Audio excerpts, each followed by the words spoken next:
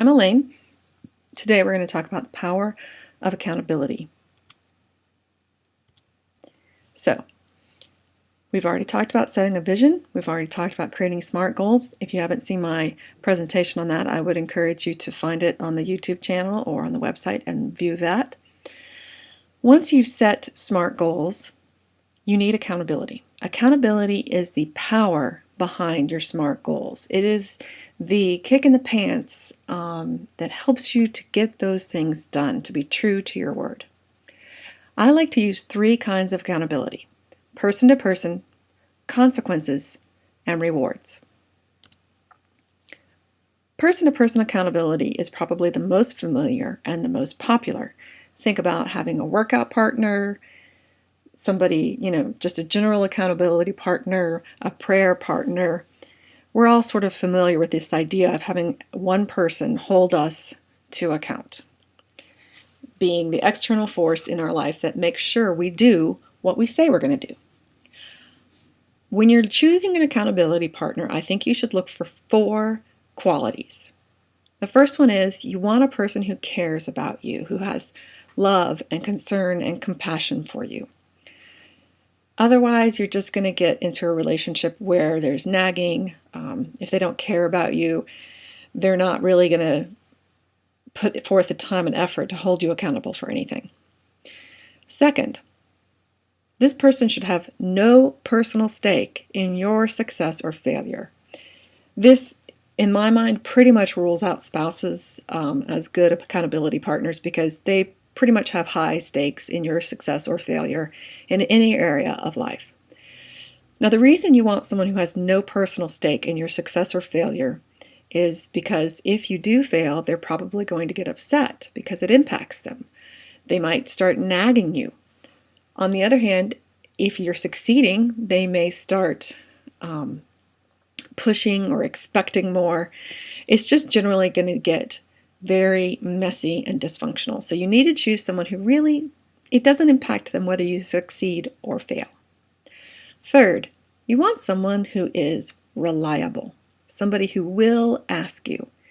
If you have to pick up the phone and call your accountability partner and say, "Hey partner, ask me if I worked out this week," you're not going to do it. You need someone who will take the initiative to call you and ask you. Even if you do everything you can to avoid bringing the topic up, you want someone who you know is going to ask about your accountability. Finally, fourth, you need to find someone who does have time occasionally to talk things through with you. A typical accountability conversation is going to be very short. Pick up the phone. "Hello, partner. Yes, I worked out this week. Thanks for checking. Bye." Boom. But you may find that you consistently are failing. You may find that you've succeeded, but it didn't get you the results you wanted. So you want an accountability partner who will be able to sit down with you, schedule some time to talk through and say, I think maybe the reason you're failing at this goal is because you've been setting the bar too high. Stuff like that. So these are the 4 ideal qualities for a workout partner or accountability partner. Someone who cares about you but has no stake in your success or failure, someone who is reliable to ask you about your goals, and someone who has time to talk through obstacles and failures. Consequences. This is an accountability practice that I use in my own life a lot. And just to be clear, a consequence is a natural result. It is not a punishment. Some people like to use punishment as motivation.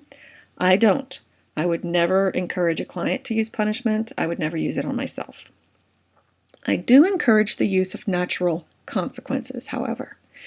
So in my own life, I hate to clean. I'm not a good house cleaner. I'm not a good housekeeper. I'm not tidy. However, I do love to host people at my house. I love to have dinner parties and have people over and play groups, that sort of thing. So in order to become a tidier, cleaner person, I just started hosting more events at my house. And so I knew if I didn't clean, the natural result would be that I would be embarrassed by the condition of my house. So that's how the consequences hold me accountable to a goal of keeping my house at a minimum of tidiness and cleanliness. That's how you can use consequences. And then there are rewards. I love rewards. You know, in our culture, we're bombarded with marketing messages that tell us you deserve it, you're worth it, blah, blah, blah. They just want you to spend money. But I think despite all of that, there's still a large portion of us who are uncomfortable with the idea of treating ourselves or indulging ourselves. And I think rewards are a really great way to treat yourself well and take care of yourself. And also, acknowledge that you are doing hard work and accomplishing your goals. You don't have to spend money to reward yourself. Think about the 5 senses: sight, smell, taste, touch, hearing. Think about ways you can indulge those 5 senses. An indulgence of one of the 5 senses is a great treat or reward. You can brew a cup of tea. That's taste and smell. You can sit down with your cat or your dog and have a good long loving session. That's a good sensation of touch. You can use touch to do something creative like sew or knit or cross stitch. Hearing. Grab your favorite CD and sit down and listen to it. I don't care if you have to go to your car because you don't have a CD player in the house. Sit in your car. Listen to your CD while you're driving around running errands. That is a reward for your hearing. What do you like to look at? If you live in Raleigh, you can visit the North Carolina Art Museum for free, and that's a great visual treat. Other thing about rewards. Rewards can be big or little, and they can be related to your goal or completely unrelated. So you have to think about your goal, where you're going, what will motivate you. If you really dread doing your goal, if you're putting it off, you may need a bigger reward than a cup of tea.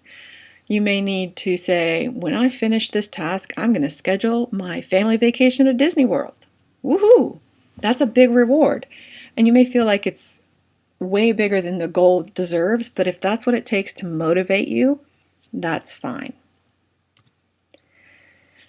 So, those are the 3 kinds of accountability that I recommend. Think about what best helps you and what best suits your goals. So to do that, you have to think, what stops me from achieving my goals? Procrastination? Just dislike of the task? Is it lack of planning ahead? Lack of having a backup plan? Lack of thinking through what's achievable? Is it, simply just emergencies are constantly coming up in your life? Stuff like that. Think about what actually stops you from achieving the goals that you've set for yourself in your life. And then think about what kind of accountability is uniquely suited to that goal. I hate working out. So for me, a workout partner is perfect accountability because being with another person is rewarding enough to offset my dislike of the workout. Natural consequences work really well for house cleaning. Rewards work for me when it's something that I really don't want to do. Like, clean the litter boxes. I don't like to clean the litter boxes, but I know when I'm done, I'm going to wash my hands and put on a really delicious smelling lotion. That's the 3 types of accountability. Think through what your goals are, what kind of accountability works for you, and I hope that you will find some great ways to hold yourself to account and bring real power to your SMART goals. If you want more advice on how to get going, contact me at guide@soulcourse.com or 919-376-3738 for help. The first coaching session is always free, and I can talk on the phone or meet you in person. Have a great day.